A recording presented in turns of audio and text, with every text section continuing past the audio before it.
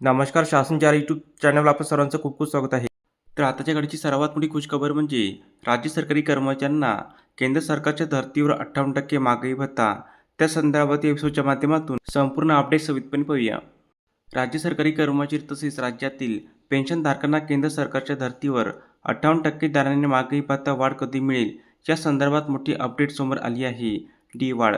केंद्र सरकारने केंद्रीय कर्मचारी तसेच पेन्शनधारकांना दिनांक 1/7/25 पासून 3% महागाई भत्ता वाढ लागू केल्याने एकूण महागाई भत्ता 58% दराने लागू झाला आहे. या धर्तीवर राज्यातील कर्मचाऱ्यांना महागाई भत्ता वाढ लागू करण्यात येणार आहे. राज्य कर्मचाऱ्यांना महागाई भत्ता वाढ व महागाई भत्ता फरक.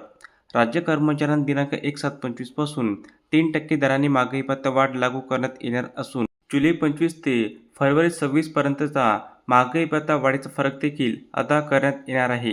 अधिकृत शासन निर्णय कधी? महागाई भत्ता वाढीचा अधिकृत शासन निर्णय या महिन्याच्या अखेरपर्यंत निर्गमित केला जाणार असल्याची महत्त्वपूर्ण माहिती समोर येत आहे. या संदर्भात वित्त विभागामार्फत अधिकृत शासन निर्णय निर्गमित करण्यात आलेला असून लवकरच यावर मंत्रिमंडळाच्या मंजुरीनंतर महागाई भत्ता वाढीचा अधिकृत शासन निर्णय निर्गमित केला जाणार असल्याची मोठी बातमी समोर येत आहे. धन्यवाद.